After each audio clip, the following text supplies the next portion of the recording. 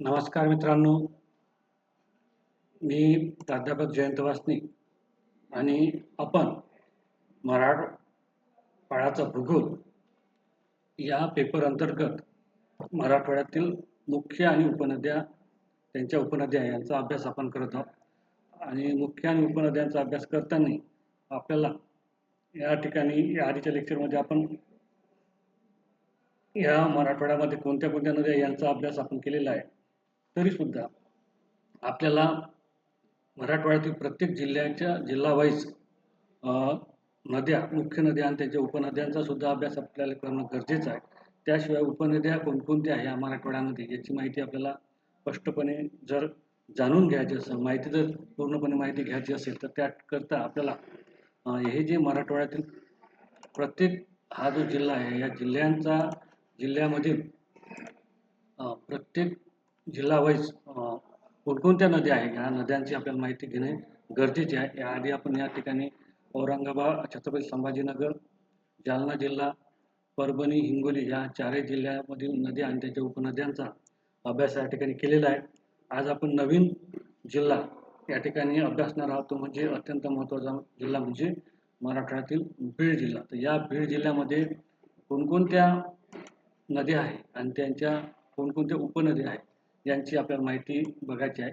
या ठिकाणी बघू शकता मित्रांनो की आपल्याला या QGIS मध्ये जर आपण या नकाशा जर बघितला तर यामध्ये ही जी नदी आहे ही एक महत्त्वाची नदी आपल्याला दिसून येते. याला आपण गोदावरी नदी म्हणतो.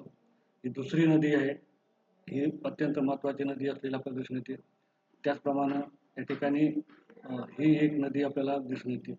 तर अशा प्रकारे अनेक नद्या आणि त्यांच्या उपनद्या या ठिकाणी आपल्याला दिसून येते. तर यांची नावं काय, कोणत्या तहसीलमध्ये त्या नद्या आहे यांची आपल्याला माहिती बघायची आहे. आणि हे बघताना आपल्याला गुगलमध्ये जावं लागेल आणि गुगलवरती आपल्याला या ठिकाणी टाईप करायचं आहे सेन्सेस हँडबुक ऑफ बीड. हे 2011चं पब्लिकेशन आहे गव्हर्नमेंटचं.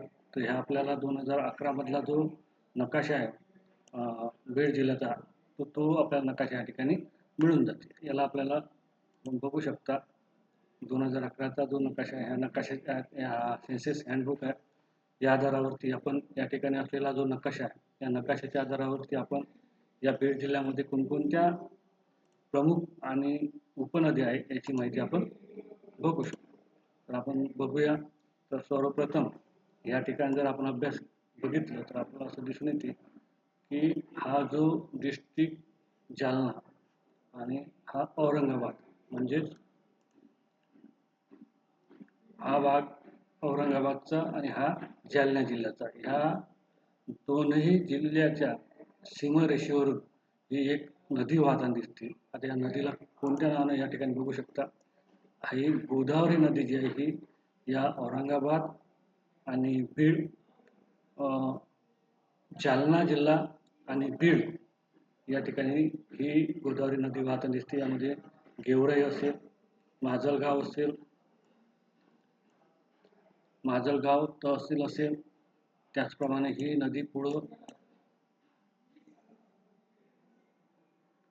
यापर्यंत म्हणजे या परभणी जिल्ह्यापर्यंत ही वाहताना दिसते आणि त्यानंतर ही परभणी जिल्ह्यामध्ये प्रवेश करताना दिसते.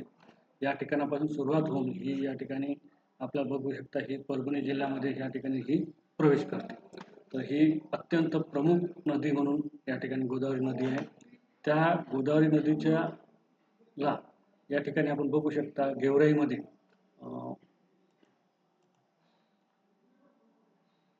ही अमृत नदी जी आहे ही अमृत नदी या ठिकाणी आपल्याला वाहताना दिसते.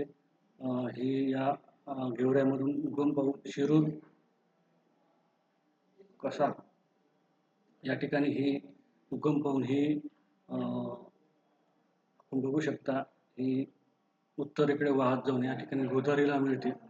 त्याचप्रमाणे आपण बघू शकता या गोदावरीला येऊन मिळणारी ही जी आहे सिंदफणा नदी, ही अत्यंत महत्त्वाची सिंदफणा नदी आहे. ही नदीसुद्धा बीड जिल्ह्यातून शिरूर तहसील, गेवराई तहसीलची आणि बीड जिल्ह्याची बीड तहसीलची बॉर्डर, त्यानंतर या ठिकाणी आपण बघू शकता ही या ठिकाणी म्हणजे पश्चिमेकडून ही वाहत जाऊन पूर्वेकडे प्रवेश करून या ठिकाणी आपल्याला माजलगावला ही गोदावरी नदीला मिळताना दिसते. आपण मराठवाड्याच्या नकाशामध्ये बघू शकता. हा बीड जिल्हा या ठिकाणी ही नदी उगम पावून ही या ठिकाणी आपण बघू शकतो मध्य भागातून उगम पावते आणि पश्चिमेकडून ही पूर्वेकडे वाहत जाऊन या ठिकाणी जी आहे ही जालना आणि परभणी आणि बीड जिल्ह्याच्या या ठिकाणावर ही नदी येऊन या गोदावरीला मिळते आणि ही शिंदफणा नदी म्हणून आपण या ठिकाणी ओळखतो. हिला शिंदफणा नदी म्हणून ओळखली जाते. आता ह्या शिंदफणा नदीची जी उपनदी आहे बेनसुरा, ही बेनसुरा नदी जी आहे बीड तहसीलमधून वाहत जाऊन या शिंदफणा नदीला मिळते. त्याचप्रमाणे तुकूर ही नदी सुद्धा या ठिकाणी आपण बघू शकता. ही शिंदफणा नदीची उपनदी असलेली आपल्याला दिसून येते. त्याचप्रमाणे या बीड जिल्ह्यामधले जे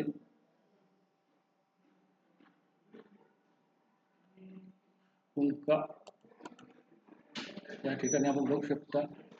ही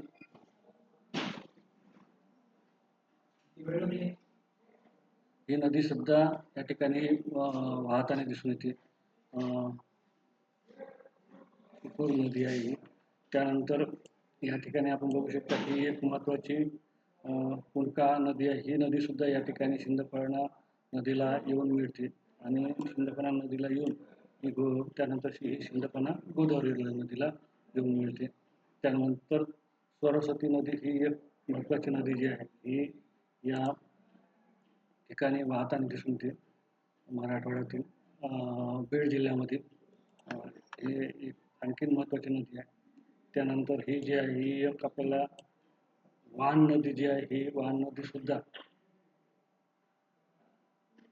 धारूर या ठिकाणाहून उगम पावून ही या ठिकाणी प्रवेश करून ही आपल्याला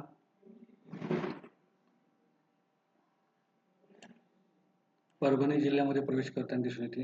ही एक अत्यंत महत्त्वाची नदी या ठिकाणी दिसून येते. वान नदी असेल ही सुद्धा अत्यंत महत्त्वाची नदी आहे.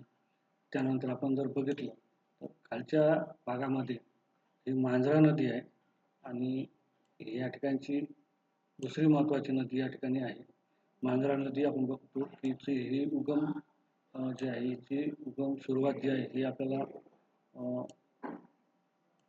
पाटोदा या तहसीलमधून ही उगम पावून ही यानंतर बीड जिल्ह्याच्या दक्षिण सीमारेषेवरती ही जी उस्मानाबाद किंवा धाराशिव या जिल्ह्याच्या सीमारेषेवरून वाहत जाते आणि ही वाहत पुढे वाहत जाऊन ही त्यानंतर परभणी जिल्हा लातूर या लातूर जिल्ह्यामध्ये ही मांजरा नदी प्रवेश करते. अशा प्रकारे या ठिकाणी अनेक मुख्य नद्या गोदावरी ही मुख्य नदी, शिंदफणा आणि मांजरा यासारख्या प्रमुख नद्या आणि त्यांच्या उपनद्या या ठिकाणी या नद्यांनी या ठिकाणी झाडे विणलेले आहे. लातूर जिल्ह्यामध्ये बीड जिल्ह्यामध्ये अत्यंत महत्त्वपूर्ण नद्या या ठिकाणी आहेत.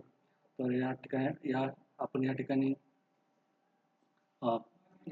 बीड जिल्ह्यातील नद्यांचा या ठिकाणी आपण अभ्यास केलेला आहे. पुढच्या लेक्चरमध्ये यांची आहे आणखी माहिती आपण बघूया. तोपर्यंत थांबूया. धन्यवाद.